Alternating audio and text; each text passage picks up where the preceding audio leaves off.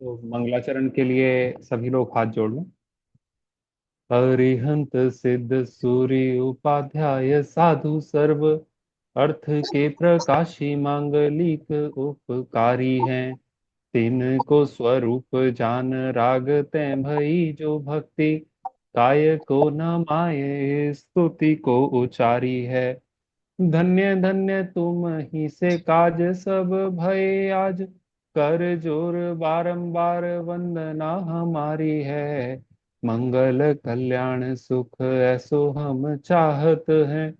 हो मेरी ऐसी दशा जैसी तुम धारी है। हो मेरी ऐसी दशा जैसी तुम धारी है। चलिए, हमने मंगलाचरण में ऐसे हम नमोकार मंत्र ही करते थे, लेकिन आज हमने दूसरा मंगलाचरण लिया। मंगलाचरण मतलब क्या? पंच परमेष्ठी में किसी का भी नमस्कार करें, वो सारे के सारे पद जो होंगे वो सब मंगलाचरण कहला सकते हैं। तो मंगलाचरण का मतलब केवल नमोकार मंत्र नहीं है। नमोकार मंत्र भी मंगलाचरण है, क्योंकि उसमें पंच परमेष्ठियों का नाम है। इसी प्रकार से जो मैंने अभी पद पढ़ा, वो पंडित श्री टोडरमल जी द्वारा लिखित है, रचित है। और उसमें भी अरहंत सिद्ध सूर्य उपाध्याय साधु सर्व मतलब पांचों परमेष्ठियों को नमस्कार किया गया है। इस कारण से ये भी एक मंगलाचरण है। तो इस तरीके से हम बदल बदल के भी मंगलाचरण कर सकते हैं, जरूरी नहीं है कि केवल हमेशा नमोकार मंत्र ही करें। चलिए, आज का चैप्टर स्टार्ट करते हैं, सात तत्व। ये जो चैप्टर है, ये बहुत बेसिक चैप्टर है जैन दर्शन का। मतलब जैसे हम मोक्ष तत्वार्थ सूत्र पढ़ते हैं, तत्वार्थ सूत्र के पहले अध्याय में ही जो पहली डेफिनेशन आई वो क्या आई? सम्यक दर्शन ज्ञान चारित्राणी मोक्ष मार्ग है ना। और उसके बाद आया तन्य सर्गाद अधिगमाद्वा। वो दो प्रकार का सम्यक दर्शन होता है वो। वैसे पहला पहला सूत्र क्या है? पहले अध्याय का पहला सूत्र सम्यक दर्शन ज्ञान चारित्र मोक्ष मार्ग है। सभी लोग अपने आप को म्यूट कर लें, क्योंकि मेरे को थोड़ी सी ऐसी आवाज आ रही है। हाँ, चलिए। तो वो पहला सूत्र है सम्यक दर्शन ज्ञान चारित्र मोक्ष है। दूसरा है तन निसर्गात अधिगमात वा, मतलब तत् निसर्गात अधिगमात वा। या ये दो प्रकार से होता है, निसर्गज होता है या अधिगमज होता है, वो अभी हम कभी बाद में, लेकिन सम्यक दर्शन के दो भेद होते हैं। तीसरा है जीव अजीव आश्रम बंध संवर निर्जरा मोक्षास तत्वम। सात तत्व होते हैं। सात तत्वों के सच्चे श्रद्धान को सम्यक दर्शन कहते हैं। ये कहाँ की परिभाषाएं हैं? तत्वार्थ सूत्र। तो ये चैप्टर कहाँ से लिया गया है? तत्वार्थ सूत्र के पहले अध्याय से लिया गया है। और तत्वार्थ सूत्र में 10 अध्याय हैं। ये जो पहला अध्याय, जो सात तत्व, वो 10 अध्यायों में क्या वर्णन है? 10 अध्यायों में सात तत्वों का ही वर्णन है। पहला, दूसरा, तीसरा, चौथा, 4 अध्याय तो केवल जीव तत्व के नाम में है। पांचवा अध्याय अजीव तत्व के नाम पे है ना। और फिर छठवां और सातवां 2 अध्याय आश्रव तत्व, आश्रव और बंध। 8वां अध्याय बंध तत्व के नाम पे। और फिर 9वां अध्याय जो है वो संवर और निर्जरा तत्वों के नाम पे है। और 10वां अध्याय मोक्ष तत्व है। मतलब तत्वार्थ सूत्र को कहा जा सकता है कि जैन आगम का या जैन शास्त्रों का एक तरीके से सूत्र फॉर्म में 343 सूत्रों के माध्यम से पूरा समरी है जैन दर्शन की, तत्वार्थ सूत्र। और वो तत्वार्थ सूत्र में क्या बताया गया? सात तत्व बताए गए। तो आपको समझ में आ रहा है कि जैन दर्शन और कुछ नहीं है। जैन दर्शन सात तत्वों के श्रद्धान का नाम ही जैन दर्शन है। सात तत्वों के का वर्णन ही जैन दर्शन का ध्येय है। तो जैन दर्शन में क्या किया गया है? सात तत्वों के बारे में वर्णन किया गया। अब वो सात तत्व क्यों इतने जरूरी हैं? वो इसलिए जरूरी हैं क्योंकि ये जो विश्व है, इस पूरे विश्व की व्यवस्था 6 द्रव्यों से बनी हुई है। और उस 6 द्रव्यों में एक जीव द्रव्य, वो जीव द्रव्य अनादि से अनंत जीवों में एक जीव में। और मैं धर्म क्यों पढ़ रहा हूँ? धर्म पढ़ने का अर्थ ये है कि मैं अभी संसारी हूं, मैं अभी दुखी हूं। और मैं संसारी और दुखी क्यों हूं? मोह के कारण। या ये कहे कि सात सात तत्व क्या हैं, इनका सच्चा श्रद्धान मुझे नहीं हुआ है, इसलिए मैं दुखी हूं। तो और मार्ग क्या है सुखी होने का? कि अगर मैंने शास्त्र के स्वाध्याय के आधार पर अपने अंदर के सात तत्वों के जो सात तत्वों का जो ज्ञान है वो नहीं है, और शास्त्र के स्वाध्याय पठन वगैरह के आधार पे मैं उन सात तत्वों को अगर जान जाऊं, तो मुझे सच्ची मुक्ति का मार्ग मिल जाएगा। इसलिए पूरे जैन दर्शन में ये 7 तत्वों का हर जगह पे बखान मिलेगा। बहुत फंडामेंटल टॉपिक है जैन दर्शन का, 7 तत्व।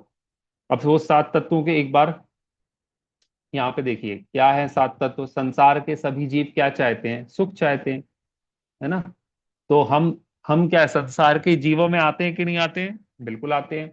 जीव कितने प्रकार के? 2 प्रकार के, संसारी और मुक्त। तो संसारी जीव मतलब कौन? मुक्त मतलब सिद्ध।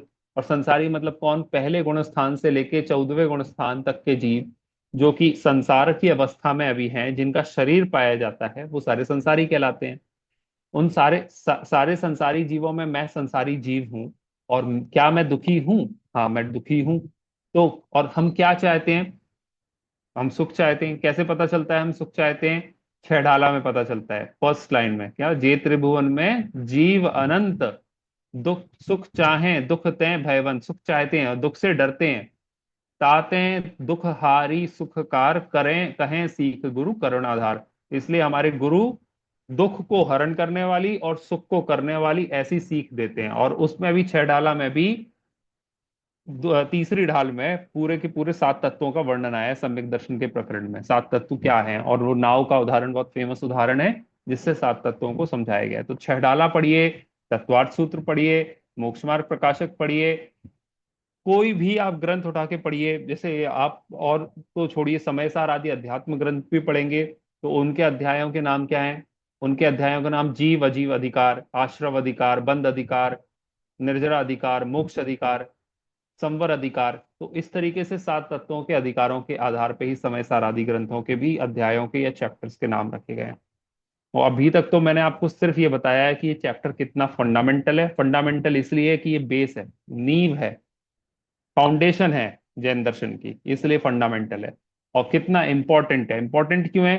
क्योंकि है तो नींव, लेकिन यहीं से पूरा वृक्ष चालू होता है, यहीं से मोक्ष की प्राप्ति होती है। तो शुरुआत से लेके शुरू, धर्म शुरू भी यही होता है। और धर्म का जो पूर्णता होती है, कहना चाहिए जहां पे उसकी, धर्म की पूर्णता क्या है? मोक्ष है।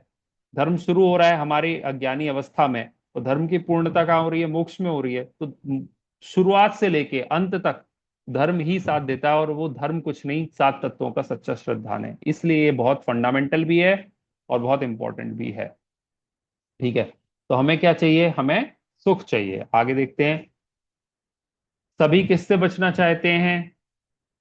आंसर है दुख से बचना चाहते हैं। 6 डाला की जो आपको लाइन बताई ना, सुख चाहें दुख तय भयवंत, सुख चाहें दुख तय भयवंत, एक सुख चाहिए, दुख को दूर भगाना है। तो इसी का पूरा हम लोग प्रयास करते रहते हैं। अब आगे देखिए, फिर दुख क्यों दूर नहीं हुआ? दुख दूर क्यों नहीं होता? अभी तक हमने, अनंत काल से हम संसार में हैं, और हमने ऐसा कोई प्रयास ऐसा नहीं रह गया जो हमने नहीं किया।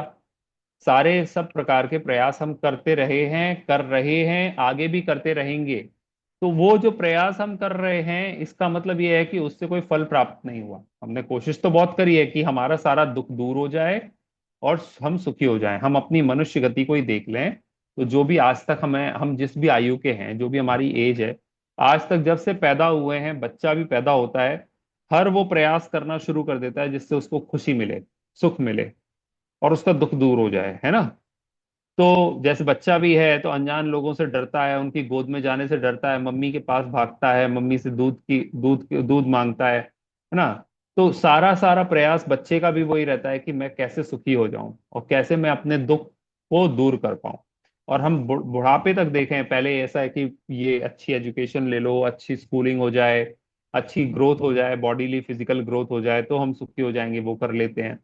जैसे तैसे किस्मत से, भाग्य से जो भी कुछ मिला, जो भी हमारी नौकरी पेशा हमारी अच्छी लगी, आमदनी आय बन गई, सैलरी हो गई, और हमारी फिजिक भी ठीक है, हमें कोई बड़ी डिसीजेस नहीं है, उसके बाद क्या, शादी कर लो, अच्छा लाइफ पार्टनर होगा, खुश रहेंगे, शादी कर ली। नहीं बोले शादी से कुछ नहीं होता, 2-4 साल शादी करे भी हो गए और बच्चा नहीं हो तो प्रॉब्लम है, 5 साल से शादी को हो गए, बच्चे नहीं हो तो प्रॉब्लम। तो क्या करें? एक काम करो, बच्चा कर लो। बच्चे भी हो गए, लेकिन बच्चा किसी कारण से सही नहीं निकला तो दुखी। बच्चा अगर सही है तो बच्चा थोड़े दिनों तक तो आप उसके उसकी अपब्रिंगिंग में और सब चीजों में परेशान रहोगे। वो बड़ा हो जाए, वो घर से बाहर निकल जाए, स्कूलिंग में, कॉलेज में, फिर आप फिर से दुखी कि मेरा बच्चा बाहर चला गया। फिर बोले चलो ठीक है कोई बात नहीं, बच्चे की एक बार शादी हो जाए, मेरी घर की रिस्पॉन्सिबिलिटीज खत्म, फिर मैं सुखी। बच्चे की शादी हो जाए, उसके बाद घर में बहू आ जाए या दामाद जी आ जाए, सपोर्टिव ना हो तो दुखी। फिर उसके बाद शरीर का रोग चालू हो जाए, बुढ़ापे का, और कोई केयर करने वाला ना हो तो दुखी। कि कोई केयर करने वाला हो लेकिन पैसे ना हो तो दुखी। केयर करने वाला भी हो, पैसे भी हो, लेकिन अगर डॉक्टर ही मना कर दे कि अब इसका कोई इलाज नहीं है तो दुखी। तो हर प्रकार से अंत तक दुखी दुखी रहता है। ये तो एक एग्जाम्पल है सिर्फ मनुष्य गति का। ये सारे वर्णन कहाँ पे मिलते हैं? छहढाला में मिलते हैं, और कहाँ पे मिलते हैं? मोक्ष और प्रकाशक में मिलते हैं। वो बहुत बहुत अलग अलग ग्रंथों में इसका वर्णन कहीं कहीं पे मिलता है। और वर्णन तो शास्त्रों में जो लिखा हुआ है वो तो एक्चुअली जो सच्चाई है उसका दर्पण है शास्त्र। तो सच्चाई ये है कि हम अपनी अनुभूति में, हम अपने अनुभव में भी ये फील कर सकते हैं कि हम दुखी हैं कि नहीं है। तो अब ये तो प्रूव हो गया कि हम सब दुखी हैं। प्रूव क्या हो गया? मतलब हम अपने अनुभव से जानते हैं कि हम दुखी हैं। और ये भी हम अपने अनुभव से जानते हैं कि हमने ऐसा कोई प्रयास नहीं छोड़ा है कि जो हम दुख दूर करने के लिए हो सकता है और हमने ना किया हो। जो कुछ हमारे हाथ में है, जो पॉसिबिलिटी, हम सब कर चुके हैं। और ये भी सच्चाई है, ये भी अनुभव में आ रहा है कि हम दुखी भी हैं। हमने सारे प्रयास भी कर लिए, उसके बाद भी हमारा दुख दूर नहीं हुआ। ये भी हमारे अनुभव में आ रहा है, शास्त्रों में लिखा है, वो लिखा ही है। लेकिन वो अनुभव की बात जो होती है वो सबसे ऊपर, अनुभव का जो मापदंड है या मानदंड है वो सबसे ऊपर है। हमारा अनुभव क्या कहता है, और अनुभव जो कहता है वही शास्त्रों में आता है। तो शास्त्र में आता है वो मुख्य बात नहीं है। मुख्य बात तो ये है कि हमारा अनुभव क्या कहता है। अगर हम अभी अनुभव ही नहीं करते हैं कि हम दुखी हैं, तो शास्त्र आपसे कितना भी बोलते रहें कि संसारी जीव हो, तुम दुखी हो, तुम दुखी हो, लेकिन हम अपने दुख दूर करने का उपाय ही नहीं करेंगे। क्यों नहीं करेंगे? क्योंकि शास्त्रों में पढ़ने से मोटिवेशन नहीं मिलता। मोटिवेशन अपनी कंडीशन को देख के अनुभव करने से मिलता है। जो इंसान खुद को दुखी फील करेगा वो ऐसा प्रयास करेगा कि मैं दुख दूर कैसे करूं। जिसको ऐसा लगता ही नहीं है कि मैं दुखी हूं, तो वो क्यों कोई प्रयास करेगा? है ना? तो ये चीज है, अपने अनुभव को ऊपर रखना चाहिए। और अपने अनुभव से ये भी प्रूव हो गया है कि ये भी अनुभव में हमें आ रहा है कि हमारे दुख दूर करने के सारे प्रयास निरर्थक निरर्थक रहे हैं अभी तक, और हम अभी भी दुखी हैं। तो क्यों दुखी हैं उसका कारण आ गया यार। कि ये लिखा है यहाँ पे, क्या लिखा है? प्रयोजन भूत सात तत्वों का की सही जानकारी व श्रद्धा के न होने से। दो चीजें इसमें आई, सही जानकारी और श्रद्धा। तो क्या चीज है? जानकारी मतलब होता है ज्ञान, जानना। श्रद्धा मतलब क्या? मानना। तो दो, जैन दर्शन में तीन स्टेप्स में हर कोई काम, जैन दर्शन तो कहता है जस्ट, फिर वही वाली बात है, शास्त्रों में तो वो बात कही गई है जो अनुभव प्रत्यक्ष है, जो हमें खुद अनुभव में आती है। सबसे पहले कोई चीज होती है तो वो किस स्तर पे होती है? पहले ज्ञान के स्तर पे होती है, हम जानते हैं पहले। जानने के बाद क्या होता है? फिर उसको मानते हैं, उस पर विश्वास आता है। और जब जान लिया और मान लिया तो उस पर फिर प्रैक्टिस करते हैं, तो वो होता है अनुभूति का काल, या जो आप जो प्रैक्टिस करना है या एक्चुअल इम्प्लीमेंटेशन स्टार्ट होता है। यही धर्म में भी है। यहाँ पे क्या कहा? हम सात प्रयोजन भूत तत्वों को, उसकी सही जानकारी हमें नहीं है। जानकारी मतलब हम जानते ही नहीं है तत्वों को। तो जब जिस चीज को जानेंगे ही नहीं तो मानेंगे कैसे? पहले जानना होगा, फिर मानना होगा, और फिर मानने के बाद फिर उसकी अनुभूति होगी। तो पहले तो हमें जानना है। और जानने के लिए क्या हम कर रहे हैं? क्लास कर रहे हैं। क्लास में हम बैठे हैं और स्वाध्याय हमने शुरू कर दिया है। किस प्रयोजन से बैठे हैं? कि भैया हमें तो आज सात तत्वों का सच्चा सच्ची जानकारी चाहिए पहले तो जानकारी करना फर्स्ट स्टेप है। अच्छा, दूसरी बात, ये प्रयोजन भूत, क्या प्रयोजन क्या है? प्रयोजन भूत लिखा ना यहाँ पे, सॉरी, प्रयोजन लिखा। प्रयोजन क्या है? प्रयोजन मतलब होता है पर्पस। प्रयोजन भूत मतलब पर्पसफुल। तत्व, तत्व मतलब क्या? तत्व मतलब होता है एलिमेंट्स। इंग्लिश में अगर उसको ट्रांसलेट कहें तो there are seven fundamental elements या पर्पसफुल एलिमेंट्स। तो सात प्रयोजन भूत तक, सेवन, सात तत्व मतलब एलिमेंट्स, प्रयोजन भूत मतलब पर्पसफुल या फंडामेंटल। तो सात प्रयोजन भूत या फंडामेंटल एलिमेंट्स हैं। अब ये प्रयोजन भूत क्यों कहे, पर्पसफुल क्यों कहे? एलिमेंट्स तो बहुत सारे हो सकते हैं, there are infinite elements in this world, बहुत सारी चीजें हैं दुनिया में। लेकिन इतने अनंत चीजों में से, इतने अनंत एलिमेंट्स में से आपने सात ही क्यों चीजें चुनी? फॉर एग्जाम्पल, मेरे सामने एक चश्मा है, तो सात प्रयोजन भूत तत्वों में हमने जीव अजीव तत्व वगैरह सब जाने, उसमें कोई चश्मा नाम का तो नहीं आया। तत्व का नाम नहीं है कि ग्लासेस हैं या लैपटॉप है या मोबाइल है या ईयरफोन्स हैं, इस तरीके के तत्व तो नहीं जानने में आए। तो क्या, क्यों नहीं मतलब फिर हम डिफरेंशिएट किया ना कि we are talking about purposeful elements, that is प्रयोजन भूत तत्व। तो हम क्या प्रयोजन भूत है, हमारा प्रयोजन क्या है? तो पहले तो हम अपना पर्पस खुद जाने, प्रयोजन क्या है। तो हमारा प्रयोजन क्या है, पर्पस क्या है हमारा? हमारी हमारा प्रयोजन है दुख दूर हो और हमें सुख हो। वही पहली चीज हम शुरू क्यों कर रहे हैं, हर क्लास में एक चीज होगी ही होगी कि हमारा पर्पस हमारे दिमाग में हमेशा रहना चाहिए कि हमें दुख दूर करना है, सुखी होना है, इसलिए हम पढ़ रहे हैं। जैन दर्शन पढ़ना एक रास्ता है हमें दुख से दूर और सुख की ओर ले जाने के लिए। ठीक है ना? तो हमेशा पर्पस दिमाग में रहना चाहिए। हमारा प्रयोजन क्या है? प्रयोजन है दुख दूर करना और सुखी होना। ठीक है, अब तत्व कैसे कहते हैं? अब प्रयोजनभूत तत्वों में दो शब्द हैं, प्रयोजन और तत्व। तो प्रयोजन का मतलब ये पर्पसफुल, हमारा प्रयोजन क्या है? सुखी होना। तो ऐसे तत्व जिनको जानने से हम सुखी होते हैं, जिनको नहीं जानने से हम दुखी रहते हैं, ऐसे तत्वों को जानना प्रयोजनभूत तत्वों को जानना हुआ। सही बात है। अब ये तो बात समझ में आ गई कि जो तत्वों को नहीं जान रहे हैं अगर हम, तो दुखी रहते हैं, इसलिए ये प्रयोजनभूत है। इनके जानने से सुख दुख का हेतु है, इनको जानने से ही सुख या दुख होता है।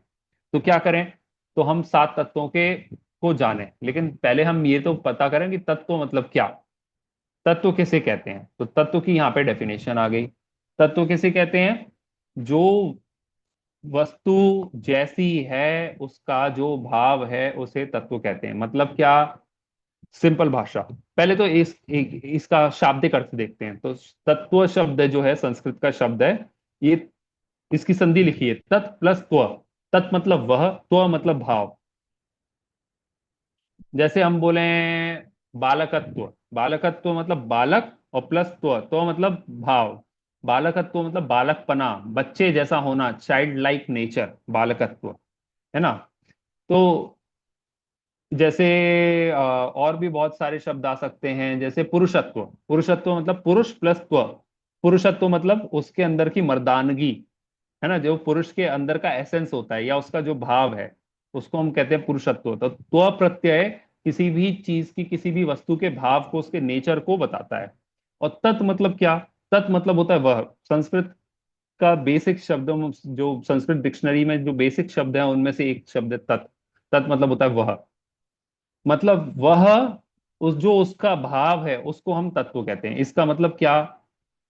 इसका मतलब ये है, तत् का मतलब है जो चीज एग्जिस्ट करती है। तत् मतलब जो चीज एग्जिस्ट, जैसे हम सत कहें, सत मतलब क्या? जिसकी सत्ता है। तो जो जिसकी सत्ता है उसका जो भाव है वो तत्व है। मतलब क्या? जो चीजें एग्जिस्ट करती हैं उनका क्या नेचर है वो तत्व कहलाता है। तो बहुत सारी वस्तुएं हैं दुनिया में, इनफाइनाइट वस्तुएं हैं, उन सबका अलग अलग नेचर है, वो सब अपने अपने तत्व हैं। तो जैसे हमने एग्जाम्पल लिया था चश्मे का, तो ये जो चश्मा है, चश्मा एक वस्तु है, इसको हमने कहा तत्व। और इसकी, इस वस्तु का जो स्वरूप है कि चश्मा कांच का बनता है, प्लास्टिक का होता है, ये जो है इससे देखने में हेल्प होती है, ये सारे उसके तत्व हो गया। तो ये चश्मा नाम का भी एक तत्व पॉसिबल है। पर क्या ये प्रयोजन भूत है? नहीं। अगर मैं चश्मे को जानूं, चश्मे को नहीं जानूं, इससे मेरे सुख दुख में कोई डिफरेंस नहीं आने वाला। मैं कौन? मैं जीव। तो मैं जो जीव हूं, मेरा प्रयोजन है सुख, सुखी होना, दुख को दूर करना। और उस पर्पस को, उस प्रयोजन को पूरा करने के लिए केवल सात तत्व जिन आगम में बताए हुए हैं कि इन सात को जानो तो तुम सुखी हो जाओगे। इन सात के अलावा तुम्हें और कुछ भी संसार में जानने की जरूरत नहीं है। इसलिए आया सात तत्व। तो श्रद्धान करने योग्य अर्थ का भाव क्या है? तत्व का अर्थ, श्रद्धान करने योग्य अर्थ का भाव। अर्थ मतलब पदार्थ, अर्थ मतलब पदार्थ। तो जो पदार्थ है, उस पदार्थ का जो भाव है, भाव मतलब उसका नेचर, उसका, उसको समझना, वो है तत्व। जैसे हमने एग्जाम्पल दिया, जैसे पुरुषत्व। तो पुरुषत्व क्या है? पुरुष जो है, पुरुष का जो नेचर होता है वो क्या होता है, और उसको वैसा जान के वैसा मान लेना पुरुष का श्रद्धान हो गया। तो पुरुष नाम का जो तत्व है, पुरुष नाम के तत्व को समझना, पुरुषत्व को समझना और पुरुषत्व को मानना, वो पुरुषत्व का श्रद्धान हो गया। इसी प्रकार से अब हम सात चीजों को इसी तरीके से लगाएंगे। क्यों? क्योंकि पुरुषत्व हमारा डिस्कशन के बियॉन्ड है। क्यों है बियॉन्ड? क्योंकि पुरुषत्व जो तत्व है उसको जानने से हमारा काम नहीं सकता, हमारा काम सदेगा सिर्फ सात तत्वों को जानने से। उन सात तत्वों के नाम क्या क्या हैं? जीव, अजीव, आश्रव, बंध, संवर, निर्जरा और मोक्ष। इन 7 को जानोगे, आपका सुख का पर्पस सॉल्व हो जाएगा। इन 7 के अलावा जो भी चीजें हैं, हम उसका कोई डिस्कशन यहाँ पे नहीं करने वाले हैं। चलिए, अब तत्व कितने होते हैं? तत्व होते हैं 7। तत्व कौन कौन से होते हैं? फिर से एक बार नाम ये सबको याद हो जाने चाहिए, ये इतना फंडामेंटल चैप्टर है। इसको समझे बिना, 7 तत्वों को समझे बिना आप तत्वार्थ सूत्र, जो देश मतलब जो अपने जैन दर्शन का सबसे बड़ा आगम, सबसे प्रामाणिक आगम, ऐसा आगम तत्वार्थ सूत्र जो कि दिगंबरों, श्वेतांबरों, सब सारे पंथों, जितने जितने प्रकार के जैन पंथ हैं, सबको एक मान्य अगर कोई शास्त्र है तो वो है तत्वार्थ सूत्र। और तत्वार्थ सूत्र में यही 7 तत्वों का पूरा 10 अध्यायों में वर्णन है। जैसा मैंने आपको बताया कि पहले 4 अध्याय केवल जीव तत्व, केवल एक तत्व के लिए पहले 4 अध्याय दिए हुए हैं। फिर 5वां अध्याय अजीव के लिए है, 6वां अध्याय आश्रव के लिए है, 6वां 7वां अध्याय आश्रव के लिए, 8वां बंद के लिए, 9वां निर्जरा और संवर के लिए है, 8वां 9वां, और मोक्ष है 10वें अध्याय में। इस प्रकार से 10 अध्यायों में केवल इन्हीं तत्वों का वर्णन है। तो कम से कम हम इन 7 तत्वों का नाम तो अच्छे से याद रखें, है ना। आगे हम इसका एक एक का वर्णन भी करेंगे कि जीव तत्व किसे कहेंगे, अजीव तत्व किसे कहेंगे, ऐसे आदि आदि।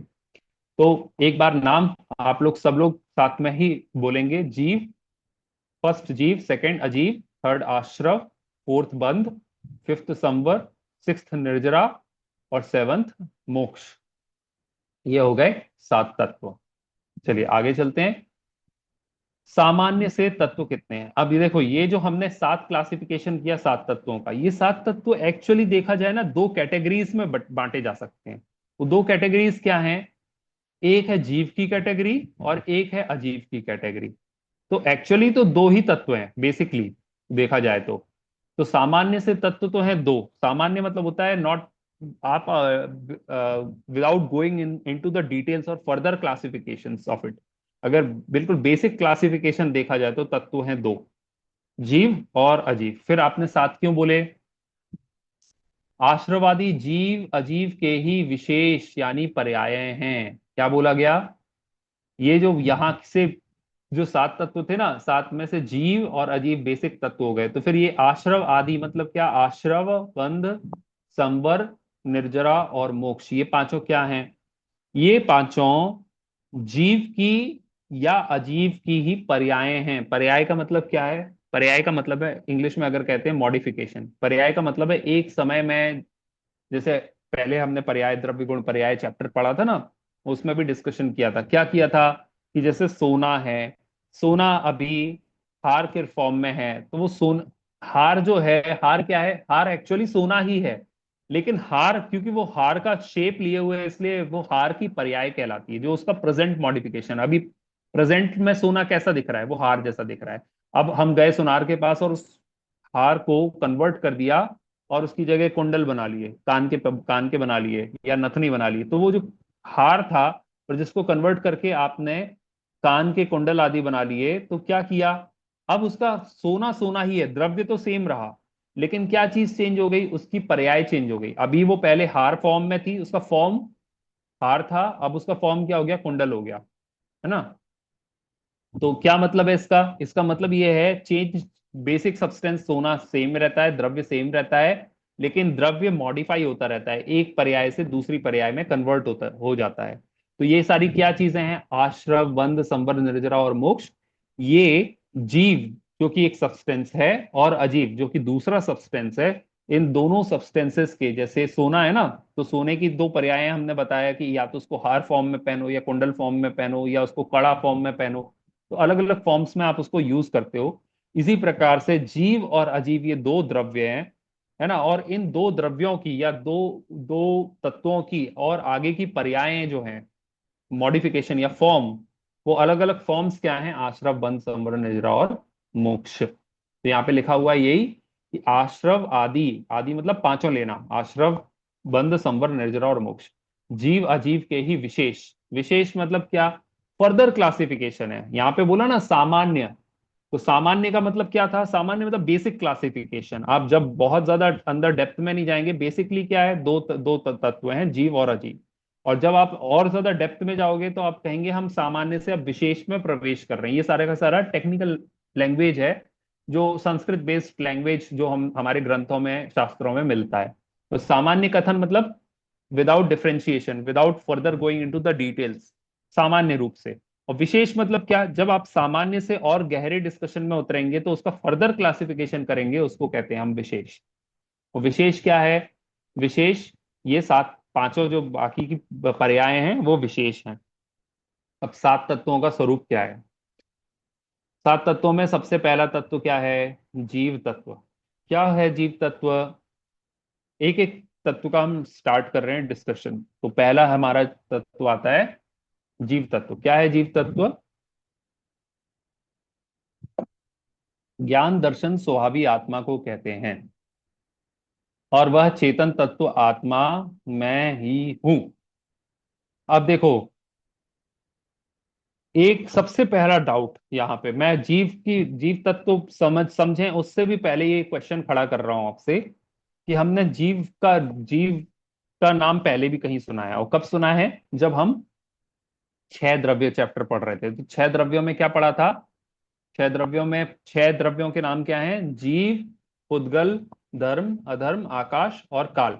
तो जीव उसमें भी आता है, तो जीव द्रव्य भी है और यहाँ पे जीव तत्व भी है। तो प्रॉब्लम क्या है, मतलब दोनों में डिफरेंस क्या है? आपने जब जीव द्रव्य समझा दिए थे, जीव द्रव्य कह दिया था, तो फिर आप दोबारा से सात तत्वों में जीव को क्यों इंट्रोड्यूस कर रहे हो? हम तो पहले से ही जानते हैं कि जीव क्या है, हमने तो छह द्रव्य पढ़ लिए हैं। क्वेश्चन समझ में आया? क्वेश्चन ये है कि जब छह द्रव्यों में जीव द्रव्य था, तो फिर हम दोबारा से सात तत्वों में जीव तत्व क्यों पढ़ रहे हैं? और अगर हम पढ़ रहे हैं तो जीव द्रव्य जो पहले पढ़ा था और जीव तत्व जो हम अभी पढ़ रहे हैं, इनमें क्या डिफरेंस है? क्वेश्चन क्लियर है? तो अभी आंसर देते हैं कि जो जीव द्रव्य था, द्रव्य क्या होते हैं? जिससे पूरा संसार बना हुआ है। तो ये जो संसार या विश्व है, यूनिवर्स है, उस यूनिवर्स में छह सब्सटेंसेस हैं। उन छह सब्सटेंसेस में जीव नाम का एक सब्सटेंस है। जीव सब्सटेंस मतलब क्या? जो भी जिसमें जान है, जिसमें उपयोग है, ज्ञान दर्शन की कैपेबिलिटी है, उसको हमने कहा जीव। वो सारे के सारे जीव, जो कि यहाँ पे मैं भी बैठा हूं, इस क्लास में जितने लोग बैठे हैं सब जीव हैं। और यहाँ पे जो हमारे बीच में हवा चल रही है, उस हवा में भी अनंत जीव है, पानी में भी अनंत जीव है। इस प्रकार से संसार इन जीवों से भरा हुआ है। जब इस प्रकार का डिस्कशन चलता है तो हम वो कहते हैं जीव द्रव्य का डिस्कशन है। समझ में आया आपको? जीव द्रव्य का डिस्कशन मतलब क्या? जीव द्रव्य, संसार में जितने प्रकार के जीव, लिविंग बींग्स पाए जाते हैं, जब हम उनके बारे में बात कर रहे होते हैं तो वो जीव द्रव्य का डिस्कशन चलता है। अब फिर आप बताओ डिफरेंस क्या आया? जीव तत्व क्या है? फिर क्वेश्चन ये उठता है कि जीव द्रव्य, तो ये समझ में आ गया कि जीव द्रव्य तो पूरे संसार के सारे अनंत जीवों के बारे में जब डिस्कस करते हैं तो जीव द्रव्य होता है। तो जीव तत्व क्या होता है? जीव तत्व मतलब ये कि मैं एक अकेला जीव हूं। इतने इनफाइनाइट जीवों में से मैं अब सौम्य को अकेला एक जीव की बात कर रहा हूं, मैं सौम्य, एक अकेला जीव। वो एक अकेला जीव जब यहाँ पे बैठा हुआ है, किस पर्याय में बैठा हुआ है? शरीर के साथ बैठा हुआ है। तो क्योंकि सौम्य क्या है? सौम्य दो चीजों का मिक्सचर है। कौन सी दो चीजें हैं? एक ही अंदर बैठी हुई आत्मा और बाहर दिखता हुआ शरीर, है ना? तो अभी जो सौम्य बैठा हुआ है, तो सौम्य दो चीजों का मिक्सचर कौन कौन सी चीजों का है? अंदर बैठी हुई आत्मा जो जानने देखने का काम कर रही है, और बाहर सबको दिखाई देता हुआ शरीर जो कि अभी बोलता हुआ, जिसके मुंह से शब्द निकल रहे हैं, आदि आदि। तो इन दोनों चीजों का कॉम्बिनेशन है। अब हमारा प्रयोजन क्या है? हम तत्व पढ़ रहे हैं ना, तत्व मतलब क्या? हमारा प्रयोजन है कि ऐसी चीजों को जाने जिससे हम सुखी हो जाएं। तो अभी हमें सुखी होने के लिए क्या दूसरे जीवों से जान कोई मतलब है? मतलब अगर मुझे सुखी होना है तो मुझे इससे मतलब नहीं है कि क्लास में बैठे हुए बाकी के 13 लोग वो वो कौन है। उनके सुख से मेरे सुख का कोई वास्ता नहीं है। यहाँ पे संसार में अनंत जीव जो हैं, उन अनंत जीवों के सुखी या दुखी होने से मेरा कोई वास्ता नहीं है। उनको जानने का मेरा कोई पर्पस नहीं है। तो मेरा पर्पस क्या है? मैं जो ये सौम्य हूं, ये क्या किन किन चीजों से बना हुआ है, अगर मैं इसी को आइडेंटिफाई कर लूं तो मेरा पर्पस सॉल्व हो जाता है, मैं सुखी हो जाऊंगा। तो मेरे तत्व क्या हुआ? तत्व मतलब वो खुद का एक अकेला जीव खुद को तत्व मानता है या खुद को तत्व जानता है। मतलब क्या है? मतलब यह है कि जब हम सात तत्वों में जीव तत्व बोलेंगे, तो आपको अनंत जीवों में से सिर्फ अपने आप को कंसिडर करना है कि जीव मतलब मैं। जब हम 6 द्रव्यों में जीव दत्त द्रव्य बोलेंगे तब आपको कंसिडर करना है कि मैं अकेला नहीं, मैं, मेरे साथ में बैठे हुए सारे लोग जो मनुष्य हैं, सारे जानवर, सारे पशु पक्षी, नारकी, तिर्यंच, सारी चारों गतियों के जितने जीव हैं, अनंत जीव हैं, वो सारे के सारे जीव द्रव्य हैं। पर जब मैं जीव तत्व की बात करूंगा, जीव तत्व मतलब मैं, जिसको मोक्ष जाना है, वो एक अकेला जीव, उसकी बात जब चलेगी तब हम कहेंगे वो जीव तत्व की बात चल रही है। मेरे ख्याल से ये क्लियर हो गया होगा कि जीव तत्व मतलब क्या। तत्व मतलब अब हम जो सातों तत्व देखेंगे ना, वो इस सौम्य नाम का जो जीव आपको दिखाई दे रहा है ना, उसकी उसी में हम सातों तत्वों को घटा के देखेंगे। मतलब हम अप्लाई करेंगे किसको किसको किस में अप्लाई करेंगे। एक जो आपको अपना जीव दिख रहा है ना, जैसे मैं अपने कंसिडर करूं कि मैं सौम्य तत्व हूं, है ना, सौम्य नाम का जो एक पूरा वो दिख रहा है, उसमें मैं जीव क्लासिफाई करूंगा। तो सब जो इसके अंदर बैठी हो, इसके सौम्य के अंदर बैठी हुई जो आत्मा है, मतलब जो मैं हूं, वो तो है जीव तत्व। ठीक है, वो कैसा है अंदर बैठा हुआ आत्मा, तो वो यहाँ पे लिखा हुआ है, ज्ञान दर्शन स्वभावी आत्मा को कहते हैं। क्या कहते हैं? जीव कहते हैं। ज्ञान दर्शन स्वभावी आत्मा को जीव कहते हैं। तो सौम्य के अंदर बैठी हुई आत्मा कैसी है? वो जानने वाली है, वो देखने वाली है, ये उसका स्वभाव है, उसको ही जीव कहते हैं। तो हमने आइडेंटिफाई कर लिया, अच्छा अच्छा ये शरीर, अच्छा ये तो जानता है नहीं, देखता है नहीं, इसका मतलब है ये शरीर जीव नहीं कहला सकता। आंखें, आंखें जान रही हैं? नहीं जान रही हैं। आंखें देख रही हैं? नहीं देख रही हैं। तो क्या कर रही हैं? हम तो आंखों से ही देखते हैं। अरे नहीं, देखने वाला तो अंदर बैठा हुआ है। अंदर बैठा हुआ, आंखों के पीछे बैठा हुआ ज्ञान, ब्रेन, हम जिसको अगर साइंस की भाषा में कहें तो जिस जो अंदर बैठा है जान रहा है वो कौन है? वो ब्रेन है। देख रहा है वो कौन है? वो ब्रेन है। कैसे हम कह सकते हैं? क्योंकि डेड बॉडी तो नहीं देखती है, उसकी आंखें यद्यपि खुली हुई हैं, लेकिन वो देखने में इनकैपेबल है। That means eyes do not see. What does it do? It just provides a windows for the inner knowledge और फॉर द इनर जीव to look out and observe things. तो हमारा जो ज्ञान है वो देखता है, और ये आंखें जो हैं वो विंडो का काम करती हैं, बाहर देखने के लिए हेल्प करती हैं। That's all. तो हम आंखों को भी जीव नहीं कह सकते। इस प्रकार से हम देखेंगे कि ऊपर से लेके, सर से लेके पांव तक जो भी चीज दिखाई दे रही है वो जीव नहीं है। क्यों नहीं है? क्योंकि इस डेफिनेशन से जीव की डेफिनेशन आती है, ज्ञान दर्शन स्वभावी आत्मा को जीव कहते हैं। ठीक है, तो ज्ञान, अंदर जो बैठा हुआ ज्ञान है, अंदर बैठा हुआ जो ज्ञान, जानने वाला, देखने वाला जो आत्मा है, वो ही जीव है, उसके अलावा कुछ भी जीव नहीं है। और क्या लिखा? वह चेतन तत्व आत्मा ही मैं हूं। तो हम भेद विज्ञान की बात हमने पहले भी करी, यहां पे भी फिर से करेंगे। क्या है कि ये जो पूरा शरीर और सौम्य दिख रहा है आपको, मैं अगर सोचूंगा तो ये सौम्य जो शरीर दिख रहा है, ये सौम्य, सब लोग सौम्य सौम्य नाम देते हैं, मेरा नाम सौम्य है, मेरी उम्र इतनी है, मैं पुरुष हूं, मैं पति हूं, मैं बेटा हूं, ये सारी सारी जो चीजें दिखाई दे रही हैं, अब इसमें से हमें जीव आइडेंटिफाई करना है, जीव क्या है। तो ये जो बाकी सारी चीजें दिखाई दे रही हैं वो क्या है? बाहर है, शरीर में दिख रही हैं। ये शरीर मेरा, एज किसकी? शरीर की। रिलेशनशिप्स किसकी? शरीर की। मतलब आत्मा तो अजर अमर है, आत्मा तो कभी पैदा नहीं हुआ। तो जो पैदा हुआ वो कौन पैदा हुआ? ये आत्मा किसी एक पर्टिकुलर शरीर में पैदा हुआ, जैन कुल में पैदा हुआ। इस आत्मा जैसे ही वे शरीर में पैदा हुआ और जब जन्म लिया, तो माता पिता ने इस शरीर का एक नाम रख दिया, सौम्य। उस नाम से फिर क्योंकि संसार में पैदा हुए एक माता पिता ने के निमित्त से इस शरीर का जन्म हुआ, इसलिए वो माता पिता कहलाने लगे। उसी से बाकी के सारे रिश्ते जन्मे। इसका मतलब ये है कि अगर शरीर को, अगर हम आत्मा की बात करें, आत्मा का तो जन्म नहीं होता। आत्मा का अगर जन्म नहीं होता तो आत्मा के माता पिता नहीं होते, है ना, आत्मा का कोई शरीर नहीं होता, आत्मा के कोई नाते रिश्तेदार नहीं होते, आत्मा का शरीर नहीं होता तो आत्मा की उम्र नहीं होती। इस तरीके से हमने क्या किया, जो बाकी सारी चीजें जो दिख रही हैं, जिसका एमलगमेशन, ये जिसका कॉम्बिनेशन, ये जो मैं दिख रहा हूं सौम्य, इसमें से मैंने आत्मा आत्मा को छांट लिया, अलग कर लिया, सेग्रीगेट कर दिया। तो वो सेग्रीगेशन क्या देगा हमें? वो सेग्रीगेशन देगा अंदर का बैठा हुआ आत्मा। वो कैसा है? उसका सिर्फ एक काम है, जानना देखना, जानना देखना, एक ही काम, जानना देखना, जानना देखना, जानना देखना। तो सौम्य के अंदर बैठा हुआ जो ज्ञान है, जो जानता है, देखता है, जानता है, देखता है, वो तो मैं आत्मा हूं, वो मैं चेतन तत्व, मैं जीव हूं, वो मैं हूं। बाकी क्या चीजें हैं वो पर हैं। तो हमेशा केवल जानना सफिशियंट नहीं है। हम जान क्यों रहे हैं? जानने का पर्पस है हमें ये आइडेंटिफाई करना है कि मेरा क्या है और मेरा क्या नहीं है। तो क्या मेरा है क्या दूसरे का है, ये समझना ही जानने का पर्पस है। फॉर एग्जाम्पल, हम इस तरीके के दो चश्मे हैं, तो दो चश्मे, ये एग्जाम्पल कहाँ पे आया है, समय सार नाटक जी में आया है। तो समय सार नाटक जी में एक एग्जाम्पल आया है, वो है कुर्ते का, कि मैं धोबी को कुर्ता दिया, धोबी को कुर्ता दिया, और कुर्ता किसी दूसरे पुरुष ने भी वो कुर्ता दिया था, किसी दूसरे आदमी का भी कुर्ता था। दोनों कुर्ते धोबी ने धोए, प्रेस किए, लेकिन वो मिक्स हो गए क्योंकि बिल्कुल एक जैसे दिखते थे। अब क्या हुआ, उसने दूसरे आदमी का कुर्ता मुझे दे दिया और मेरा कुर्ता दूसरे आदमी को दे दिया। मैं वो कुर्ता लेके आ गया, मैंने वो कुर्ता पहन लिया। अब दूसरा आदमी मेरे पास आया, उसने बोला भाई साहब आपके पास मेरा कुर्ता आ गया है, मेरे पास आपका कुर्ता आ गया है, जो आप कुर्ता अभी पहने हुए हो ना, वो आपका कुर्ता नहीं है, वो मेरा कुर्ता है।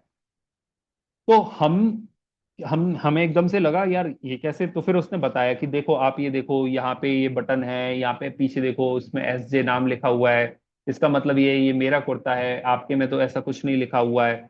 तब उससे मेरे को निर्णय हो गया कि ये मेरा है या नहीं है। मैंने बहुत अच्छे से ऑब्जर्व किया उस कुर्ते को पकड़ के, फिर घर गया, आने के बाद मैंने कुर्ता उतारा, कुर्ता उतार के अच्छे से एक एक चीज देखी। और देखने के बाद मैं इस निष्कर्ष पे पहुंचा कि वो जो सज्जन कह रहे थे कि ये आपका कुर्ता नहीं है, ये बिल्कुल सही बात है, ये उसका कुर्ता है, मेरा कुर्ता गलती से उसके पास पहुंच गया होगा। तो ये कंक्लूजन पे पहुंचे। तो क्या किया, पहले हमने कुर्ते को बहुत अच्छे से ऑब्जर्व किया। पहले किसी ने हमें बताया, तो जैसे शास्त्रों ने हमें बताया वैसे किसी ने हमें बताया, और फिर जो हमने पढ़ा या जो हमने सुना, उसको हमने बहुत ध्यान से चिंतन किया, उसका मनन किया, ऑब्जर्वेशन किया। तो ऑब्जर्वेशन करने के बाद क्या कंक्लूजन निकला, ये कंक्लूजन निकला कि ये कुर्ता मेरा नहीं है। तो जो हम ये जीव तत्व, अजीव तत्व, ये सातों तत्व पढ़ रहे हैं, क्यों पढ़ रहे हैं, इसलिए पढ़ रहे हैं कि इसमें से मेरा क्या है, मैं उसको अपना जो है उसको छांट लूं, अपने पास रख लूं, और जो मेरा नहीं है उसको सबको दूर हटा दूं। पर्पस ये है अल्टीमेटली कि मेरा क्या है उसको अलग रखना है, और मेरा क्या नहीं है उसको अलग रखना है। ये चीज और कहाँ पढ़ते हैं हम आगम में, एक एग्जाम्पल लें शिवभूति मुनिराज का। शिवभूति मुनिराज का नाम सुना है आपने? इतना कम ज्ञान था, आप लोग और मैं और आप तो, हम लोग तो बहुत ज्यादा जानकारी रखते हैं, जानकारी हमें बहुत है, हमने बहुत चीजें पढ़ी हैं, सुनी हुई हैं। शिवभूति मुनिराज जा रहे थे, और वहां पे उनको एक माता या बहन ऐसी वो, वो सूपे में वो दाल डलती हुई दिखाई दी, मतलब वो दाल को ऐसे फटक रही थी। तो सूपे में फटकते हैं तो क्या होता है, छिलका छिलका दाल जो होती है वो छिलके के साथ आती है, तो वो छिलका अलग होता जा रहा था और दाल अलग होती जा रही थी। तो शिवभूति मुनिराज ने सोचा क्या, कि तुस मास भिन्नम। तुस मतलब होता है छिलका, मांस मतलब होता है मुख्य दाल जो हम खाते हैं बिना छिलके की। तो छिलका अलग है, दाल अलग है। यद्यपि दाल और छिलका मिला हुआ दिखाई देता है, लेकिन मेरे को छिलके छिलके को अपना नहीं जान के अलग कर देना है, और दाल जो मुख्य मांस है उसको अपना जान के खा लेना है। तो इसी प्रकार से जो सात तत्व पढ़ रहे हैं, वो क्यों पढ़ रहे हैं, प्रयोजन क्या है, कि जो सात तत्वों में मेरा तत्व है, जो मैं जीव तत्व हूं, जो मैं आत्मा हूं, मैं समझ लूं मैं क्या हूं, और मैं अपने अंदर समा जाऊं, अपनी आत्मा में आ जाऊं। और जो भी चीज मैं नहीं हूं, आत्मा से जो भी चीज बाहर है, जीव से जो भी चीज बाहर है, वो मैं नहीं हूं, और मैं नहीं हूं तो मुझे मतलब नहीं है उनसे, तो वो अपने आप बाहर चली जाए, मुझे उनसे कोई लेना देना नहीं है। तो जैसे तुसमास भिन्नम किया शिव भूति मुनिराज ने, और उससे उन्हें ज्ञान की प्राप्ति हो गई, और वो मुनिराज बनने के बाद मोक्ष चले गए, इतने कम ज्ञान होने के बावजूद। इससे ये प्रूव होता है कि केवल आप सात तत्वों का सच्चा श्रद्धान कर लो, समझ लो कि जीव क्या, अजीव क्या। जीव और अजीव के बीच का जो डिफरेंस है, वो आप बेसिकली समझ गए सामान्य से।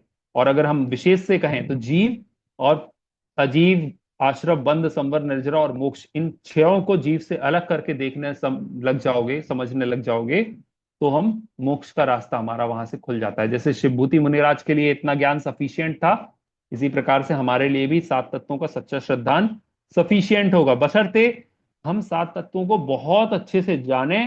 तीन स्टेप्स में, पहले जानना है, फिर मानना है, फिर उसका श्रद्धान करके उसमें अनुभूति करनी है।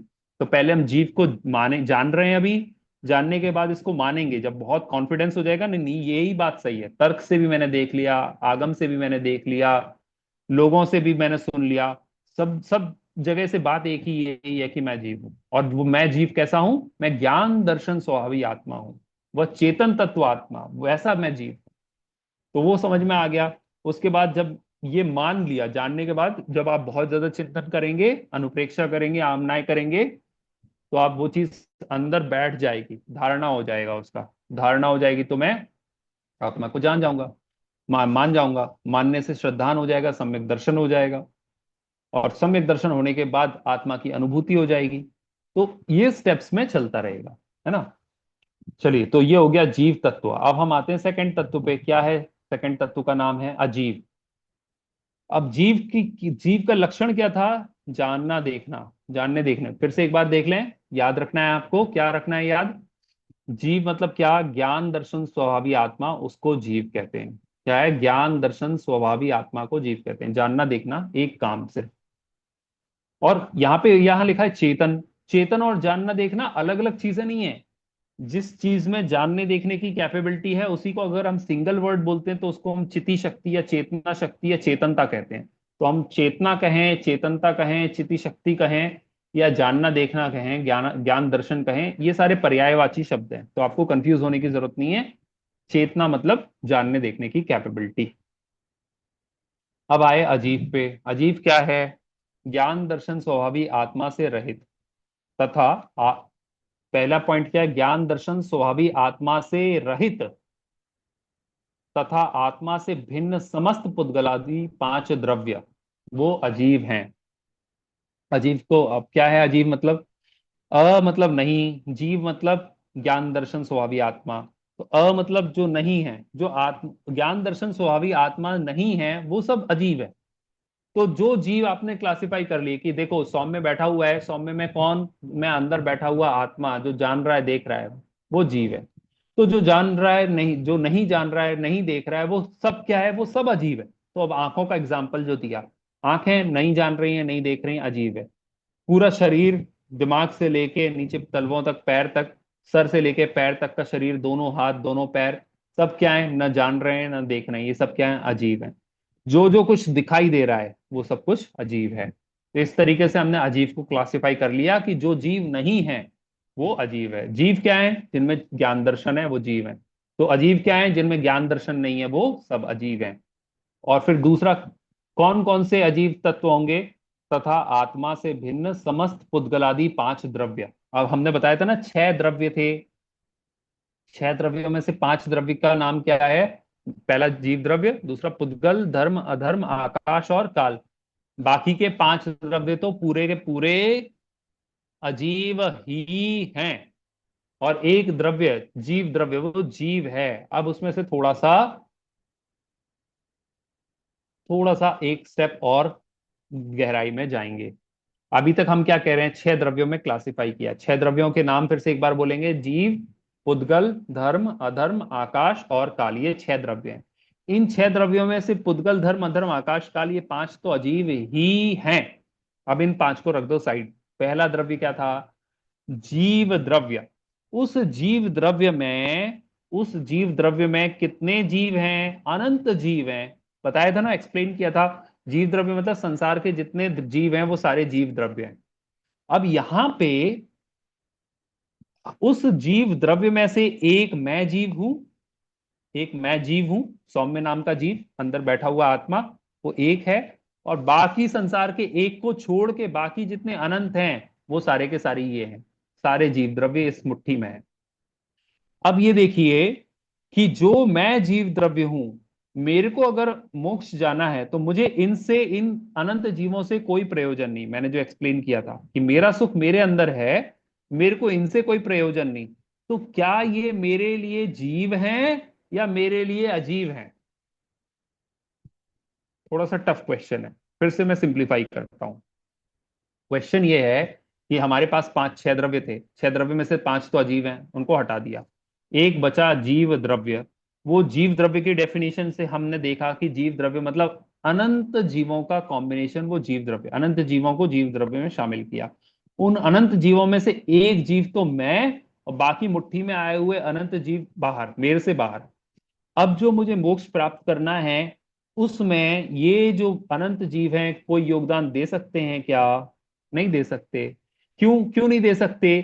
क्योंकि वो ही जीव जिसके अंदर ज्ञान दर्शन है, मेरा ज्ञान दर्शन मेरे जीव के अंदर है, आपके जीव के अंदर नहीं है। तो मेरे को मोक्ष जाना है तो मेरे को अपने जीव को आइडेंटिफाई करना पड़ेगा। आपके आइडेंटिफिकेशन का मेरे पास कोई तरीका नहीं है। इसलिए मैं ये कंक्लूड कर सकता हूं, मैं ये कह सकता हूं कि मैं जो जीव तत्व हूं, मैं अपने लिए जीव तत्व हूं, बाकी के सारे जीव द्रव्य मेरे लिए अजीव तत्व हैं। बाकी के सारे जीव द्रव्य, मुट्ठी में भरे हुए सारे अनंत जीव द्रव्य मेरे लिए अजीव तत्व हैं। क्यों अजीव तत्व हैं? क्योंकि वो ज्ञान दर्शन स्वभावी आत्मा से रहित हैं। कौन सी ज्ञान दर्शन स्वभावी आत्मा? मेरी ज्ञान दर्शन स्वभावी आत्मा वो मेरे जीव तत्व में है, मेरे जीव तत्व में मेरी ज्ञान दर्शन स्वभावी आत्मा है। बाकी के जीव द्रव्यों में उनकी ज्ञान दर्शन स्वभावी आत्माएं हैं, लेकिन वो मेरी नहीं है ना। तो मेरी नहीं होने के कारण वो मेरे लिए अजीब हैं। ये थोड़ा सा डेप्थ का डिस्कशन हुआ। अगर आपको समझ में आया हो तो इसका कंक्लूजन मैं अगर एक लाइन में कहूं तो क्या मतलब है कि अनंत जीवों में से मैं एक अकेला जीव, वो जीव तत्व हुआ। बाकी के जो जीव द्रव्य हैं वो जीव द्रव्य भी मेरे लिए अजीब तत्व हैं। वो क्यों हैं? क्योंकि उनमें मेरा ज्ञान दर्शन नहीं पाया जाता। अजीब की डेफिनेशन क्या है? अजीब की डेफिनेशन ये है जिसमें ज्ञान दर्शन नहीं पाया जाए। तो जिस मेरा ज्ञान दर्शन क्योंकि इन तत्वों में नहीं पाया जाता है, इन बाकी के जीव द्रव्यों में नहीं पाया जाता, मेरा ज्ञान दर्शन तो मेरे जीव तत्वों में पाया जाता है, इसलिए मेरी आत्मा में पाया जाता है। बाकी के जीव द्रव्य मेरे लिए अजीब तत्व हो गए। मैंने सफिशिएंट टाइम रिपीट किया है। आई होप कि आपको समझ में आया होगा। आगे चलते हैं।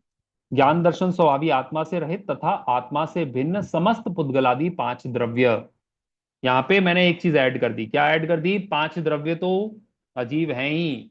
और छठवां जो द्रव्य था, पहला जो द्रव्य था जीव द्रव्य, उस जीव द्रव्य में भी दो पार्ट किए, एक मैं जीव और बाकी के अनंत जीव। तो बाकी के अनंत जीव भी मैंने अजीब की कैटेगरी में डाल दिया, अजीब तत्व की कैटेगरी में डाल दिया। कंफ्यूज नहीं होना।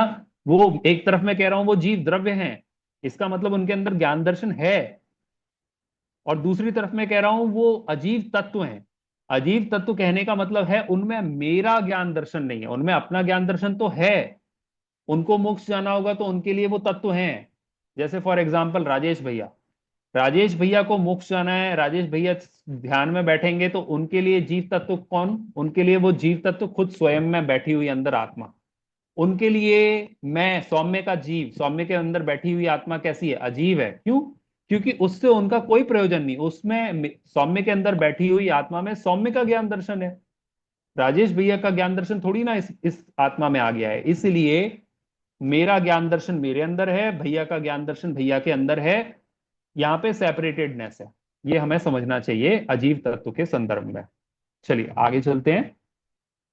इन आश्रवादी प्रत्येक के दो प्रकार हैं। अब हम आ गए हैं थर्ड पे। पहला हो गया जीव तत्व, दूसरा हो गया अजीव तत्व। सिंपल था अभी क्लासिफिकेशन, सामान्य से दो प्रकार का, जीव और अजीब। जीव मतलब जिसमें ज्ञान दर्शन है, अजीब मतलब जिसमें ज्ञान दर्शन नहीं है। सिंपल। आगे आते हैं थर्ड, आश्रव। अब क्या है? एक चीज मैंने बताई थी, सात तत्वों में से पहले दो जीव और अजीव कैसे हैं? द्रव्य, द्रव्य तत्व है, मतलब सब्सटेंसेस हैं। जीव भी द्रव्य है और अजीब भी द्रव्य है। और बाकी के जो पांच हैं वो पर्याय हैं। हमने जब चैप्टर पढ़ा था ना, द्रव्य होता है, द्रव्य के गुण होते हैं और पर्याय होती हैं। तो हमने अभी एग्जांपल भी लिया था सोना, और पर्याय मतलब होती है उसके फॉर्म। जैसे आपने उसको कुंडल में, या फिर आपने उसको कड़े में, या फिर आपने उसको हार के फॉर्म में, किस फॉर्म में पहना हुआ है, वो उसकी पर्याय है। अब हम देख रहे हैं बाकी की जो पांच हम देखेंगे ना, आश्रव, बंध, संवर, निर्जरा और मोक्ष, ये बाकी की ये जो पांचों हैं, ये जीव की और अजीव द्रव्य की ही पर्याय फॉर्म्स हैं। तो कैसे? इन आश्रवादी प्रत्येक के दो प्रकार हैं, भाव और द्रव्य। क्लासिफिकेशन कर दिया, आश्रव का क्लासिफिकेशन किया कैसा? भावाश्रव और द्रव्याश्रव, दो प्रकार का क्लासिफिकेशन है आश्रव का, भावाश्रव और द्रव्याश्रव। तो भावाश्रव मतलब क्या? अब थोड़ा सा टफ है यहाँ पे। ये जो चैप्टर है अब बेसिकली यहां से थोड़ा सा टफ स्टार्ट हो रहा है। अगर अभी तक आपको क्लियर समझ में आया है तो आपको आगे भी समझ में आ जाएगा। अगर अभी तक क्लैरिटी नहीं आई है तो अभी आपको आगे समझने में डिफिकल्टी होगी। तो मैं एक बार पूछ ले रहा हूं कि यहाँ तक आपको सबको समझ में आ गया है? अगर अभी कोई डाउट है तो अभी तक के जो पढ़ाए हुए पोर्शन में तो आप अभी पूछ लीजिए, नहीं तो फिर हम अभी आश्रव का एक्सप्लेनेशन स्टार्ट करते हैं। ठीक है, सबको समझ में आ गया है। अब आश्रव में पहला भाव आश्रव, तो पहले तो हम समझ लें भाव आश्रव मतलब क्या। आश्रव मतलब होता है थॉट्स। सिंपल भाषा में, हमें बहुत ज्यादा टेक्निकल भाषा में नहीं घुसना। थॉट्स को, आश्रव का थॉट्स को और इमोशंस को, जो भी हमारे अंदर फीलिंग्स हैं, इमोशंस हैं, विकल्प हैं, विचार हैं, थॉट्स चल रहे हैं हमारे माइंड में, तो माइंड की सारी एक्टिविटी जो है, माइंड की एक्टिविटी को हम कहते हैं भाव आश्रव। क्या कहते हैं? माइंड की जितनी एक्टिविटी, माइंड क्या करता है? सोचता है ना, विचार करता है, फील करता है। मुझे गुस्सा आ रहा है तो गुस्से, गुस्सा क्या है? एक इमोशन है ना। तो मैं उसको टेक्निकल टर्म्स में नहीं लेके जा रहा हूं कि हम कहें कि कषाय जो है वो भावाश्रव है। तो इसलिए मैं बोल रहा हूँ थॉट्स, जो हम सोच रहे हैं, कोई भी हमारा कॉन्टेम्पलेशन चल रहा है किसी भी बारे में, तो थॉट प्रोसेस है वो क्या है? भावाश्रव है। इमोशंस हैं या फीलिंग्स हैं, हमें गुस्सा आ रहा है ना, हमें प्यार आ रहा है, अंदर से किसी के प्रति लगाव हो रहा है, प्यार आ रहा है, ग्लानि आ रही है, द्वेष हो रहा है, इस प्रकार के बहुत सारी जो फीलिंग्स या इमोशंस हैं वो सारी के सारे क्या है? भाव आश्रव है। Simple definition, thoughts, feeling and emotions को हमने भाव आश्रव की कैटेगरी में डाल दिया। फिर द्रव्याश्रव क्या है? अब ये जो आत्मा है, ये शरीर, ये अभी आत्मा कहाँ पे है? संसारी अवस्था में। संसारी अवस्था में क्या होते हैं? उसके पास कर्म बंधे होते हैं। कर्म कितने होते हैं? 8 कर्म होते हैं। तो ये कहा गया है जैन दर्शन में कि जो हमारे थॉट्स, फीलिंग्स और इमोशंस हैं वो क्यों हुए हैं, उसका कारण ये है कि द्रव्य आश्रव, ये 8 कर्म हमारा, ये आत्मा है। इस आत्मा को इन 8 कर्मों ने से घेर के रखा हुआ है। और वो 8 कर्मों के उदय के काल में ही ये भाव, हमारे थॉट्स हमारे मन में आते हैं। तो हमें गुस्सा अगर आ रहा है, इसका मतलब ये है कि हमें गुस्सा पहले के कर्मों के उदय में, कौन से कर्म के उदय में आ रहा है? चारित्र मोहनी कर्म के उदय में गुस्सा आ रहा है। थॉट्स हमारे, जो हमें कभी अच्छे थॉट्स नहीं आ रहे, मन कभी, बहुत हम कोशिश करते हैं, मंदिर में भी बैठे हुए हैं लेकिन मन ही नहीं लग रहा है, तो क्या कारण है? वो हमारा उस समय पे उस तरीके के कर्म का उदय है।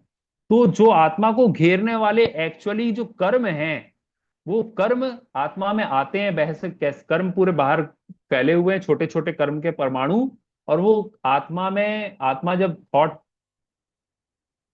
थोड़ी देर के लिए इसको साइड रखता हूं, आत्मा से आके चिपकते हैं, जो कर्म के परमाणु आत्मा से आके चिपकते हैं, इस प्रोसेस को कहते हैं द्रव्य आश्रव। समझ में आया? द्रव्य आश्रव मतलब क्या? कर्म के परमाणुओं का आत्मा के प्रदेशों से आकर आत्मा के प्रदेशों में आना, वो है आश्रव। तो इसको कर्म परमाणुओं का मतलब, कर्म परमाणु कैसे हैं? पुद्गल के पदार्थ हैं, छोटे छोटे मैटर सब्सटेंसेस हैं। आत्मा कैसी है? नॉन मटेरियल है। तो ये मैटर सब्सटेंसेस आके आत्मा में अंदर आ जाते हैं, आत्मा के पास आ जाते हैं, इसका नाम है द्रव्य आश्रव। अब वो आत्मा में आ गए, आगे इसको बंध को भी साथ में ही समझा देता हूं। तो आत्मा, कर्मों का, बाहर के पुद्गल पदार्थों का, पुद्गल पदार्थों का नहीं, द्रव्य, पुद्गल द्रव्य रूप कर्मों का, है ना। तो द्रव्य कर्मों का आत्मा में प्रवेश कर जाना वो है आश्रव, और आत्मा में प्रवेश करके आत्मा से बंद कर लेना वो है बंध। तो दो दो तत्वों को मैं आपको समझा रहा हूं, आश्रव तत्व और बंध तत्व। तो आश्रव तत्व और बंध तत्व दोनों को हम 2 पार्ट में डिवाइड कर रहे हैं। एक है भाव आश्रव और द्रव्याश्रव, और ऐसे ही बंध में देखेंगे तो एक है भाव बंध और है द्रव्य बंध। तो द्रव्य, अभी द्रव्य की बात चल रही है, तो द्रव्य आश्रव और द्रव्य बंध में क्या है? आत्मा के, आत्मा ये है, आत्मा में बाहर के कर्म परमाणुओं का आना आश्रव, और कर्म परमाणुओं का बंध जाना बंध। तो आत्मा में बंध गए, तो ये हो गया द्रव्य आश्रव और द्रव्य बंध पूरा। अब क्या होगा? अब सेकंड स्टेप, जब ये कर्म के परमाणु उदय में आएंगे, तो अभी भी हमारे हर समय कुछ ना कुछ कर्म का उदय चलता रहता है। हर समय ऐसा कोई मोमेंट नहीं होता कि 8 कर्मों में से किसी का भी उदय ना हो, 8 कर्मों का उदय आ ही रहा है। तो जब कर्म का उदय आता है, तो उस अनुरूप, चारित्र मोहिनी के कर्म के अनुरूप और दर्शन मोहिनी कर्म के अनुरूप, ज्ञानावरण दर्शनावरण के अनुरूप क्या हो रहा है? हमारे भाव बनते हैं, थॉट प्रोसेसेस चलती हैं, इमोशंस आते हैं। वो इमोशंस का आना क्या कहलाएगा? भाव आश्रव। और वो इमोशंस के आने के बाद हम उनमें थोड़ी देर ठहर जाते हैं। फॉर एग्जाम्पल, हमें गुस्सा आया तो हुआ भाव आश्रव। और हमें गुस्सा आया और हमें गुस्से के टाइम पे हम फील करने लगे, हाँ मुझे गुस्सा आ रहा है, और हम उसमें इंडल्ज हो गए, थोड़ी देर तक उसमें बैठ गए, ठहर गए, तो हो गया बंध, तो उसको हमने कहा भाव बंध। समझ में आया? तो इस तरीके से एक हो गया आत्मा, आत्मा में पहले द्रव्य बंध भाव बंध हुआ, सॉरी द्रव्य बंध और सॉरी द्रव्य आश्रव भाव, द्रव्य आश्रव द्रव्य बंध हुआ, कर्मों का आना और बंध जाना।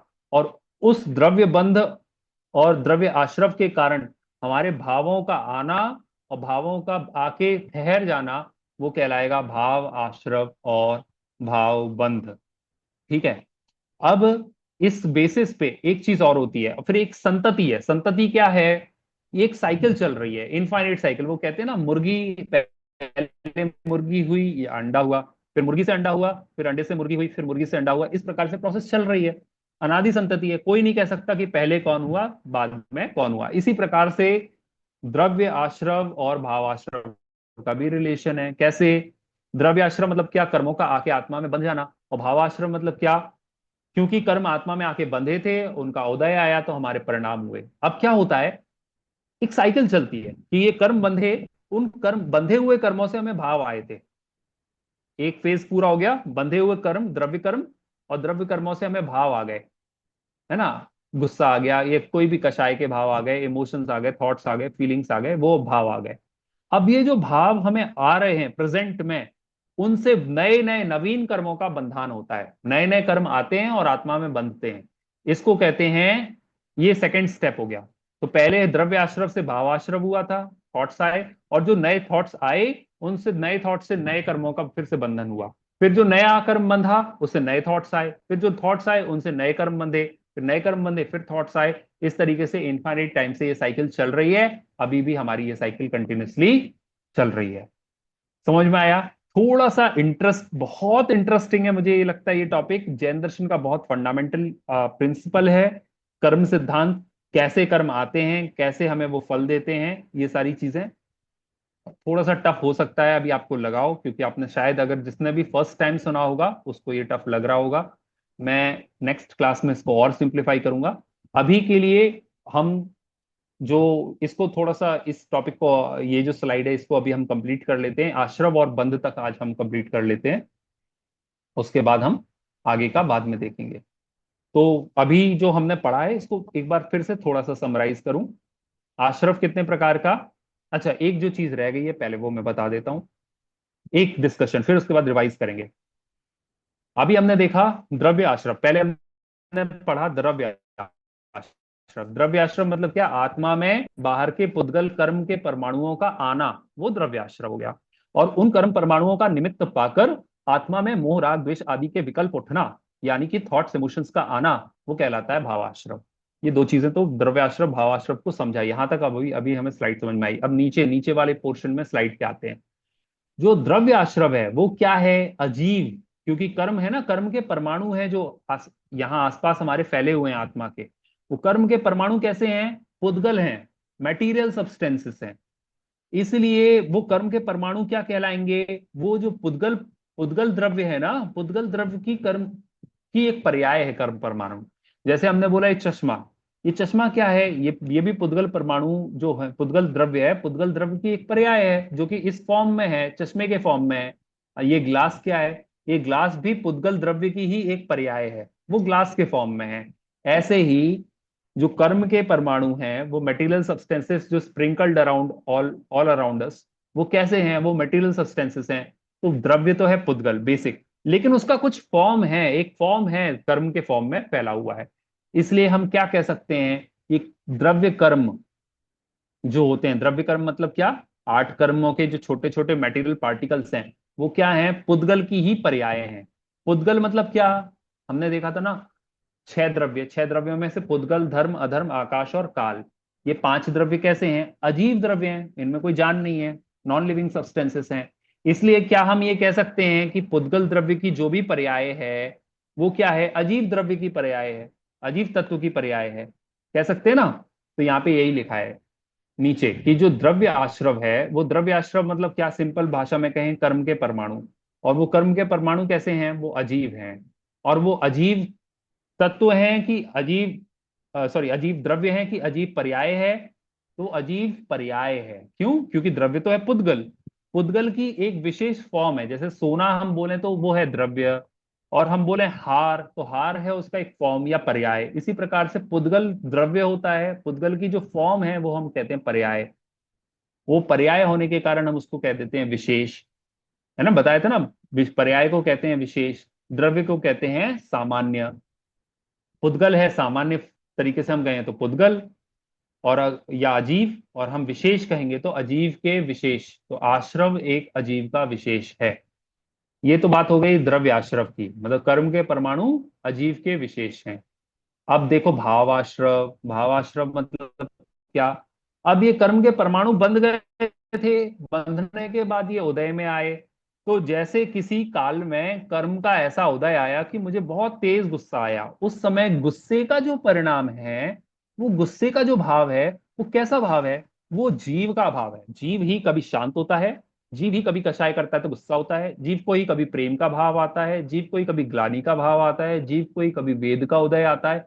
इस प्रकार से जितने अलग अलग नवरस है ना, 9 प्रकार के अलग अलग डिफरेंट इमोशंस हैं, वो 9 डिफरेंट इमोशंस किसमें हो रहे हैं? वो आत्मा के अंदर, जीव के अंदर हो रहे हैं।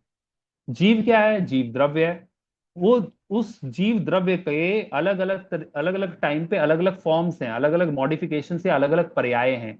इसलिए हम ये कह सकते हैं कि ये जो जीव, ये भाव है, वो भाव क्या, भाव सॉरी भाव आश्रव यानी कि थॉट्स, इमोशंस, जो थॉट्स इमोशंस जो हमारे चल रहे हैं वो क्या हैं? वो जीव, जीव नाम का जो द्रव्य उसकी पर्याय हैं, यानी कि जीव के ही विशेष हैं। समझ में आया? तो हमने यहाँ पे कंक्लूड क्या किया कि जो आश्रव को हमने 2 पार्ट में डिवाइड किया था, भावाश्रव और द्रव्याश्रव। भावाश्रव जो पार्ट पोर्शन है वो थॉट्स इमोशंस वाला पोर्शन है, और वो जीव का ही एक तरीके से पर्याय है, मॉडिफिकेशन है। और भावाश्रव क्या है, सॉरी द्रव्याश्रव क्या है? द्रव्याश्रव मतलब कर्म के परमाणु, वो क्या, मैटर का ही एक मॉडिफिकेशन या पर्याय है। तो अजीव का विशेष हो गया वो। इस प्रकार से हमने देखा कि एक जो थर्ड जो हमने तत्व देखा, आश्रव तत्व, उस आश्रव तत्व को का ही कुछ भाग जीव का भाग है, और उस आश्रव तत्व का ही कुछ भाग अजीव का भाग है। तो पहला तत्व हमारा था जीव तत्व, वो प्योर जीव था। दूसरा तत्व था अजीव तत्व, वो प्योर अजीव था। अब बाकी के जो 5 देखेंगे, आश्रव, बंध, संवर, निर्जरा और मोक्ष, उन पांचों में 2 पोर्शंस हैं। उन 2 पोर्शंस में से एक जीव का पोर्शन रहेगा, एक अजीब का पोर्शन रहेगा। समझ में आया? तो इस प्रकार से हम आगे की क्लासेस में इसको और अच्छे से समझेंगे। अभी के लिए हम यहाँ पे चैप्टर को यहीं पे पॉज करते हैं, आज की क्लास को यहीं पे पॉज करते हैं। अगर अभी तक कोई भी चीज आपको समझ में नहीं आई हो, कुछ भी पूछना हो, तो आप अभी पूछ सकते हो, क्योंकि ये थोड़ा सा टफ था आज का पोर्शन, मुझे लगता है कि थोड़ा सा समझ में कम आया होगा। तो या तो आप मुझे अश्योर करो कि समझ में आया है, नहीं तो फिर मैं अगली बार फिर यहीं से कोशिश करूंगा दोबारा से स्टार्ट करूं।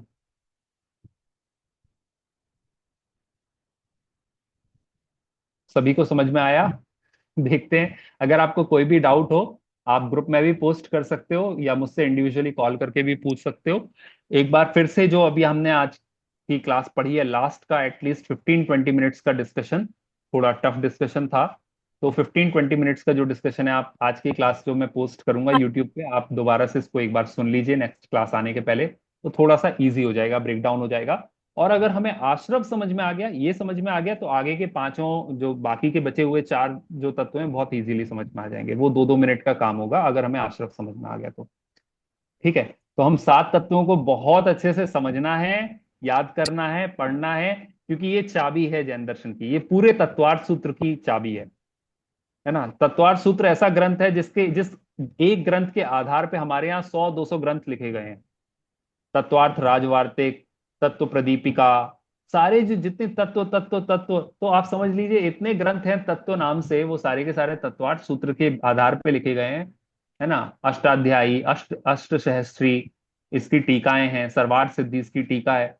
बहुत सारे ग्रंथ इसमें लिखे गए हैं, वो सारे के सारे इन 7 तत्वों के बेसिस पे लिखे गए। इतना फंडामेंटल चैप्टर है ये अगर समझ में आ गया तो हमारे आगे के मोक्ष मार्ग के रास्ते बहुत आसानी से खुल जाएंगे, हम आगे प्रोग्रेस कर पाएंगे। इसलिए इस चैप्टर को बहुत ध्यान से सुनिए, जो भी चीज नहीं समझ में आ रही हम दोबारा से समझने की कोशिश करेंगे, ताकि ये चैप्टर बहुत क्लियर हो।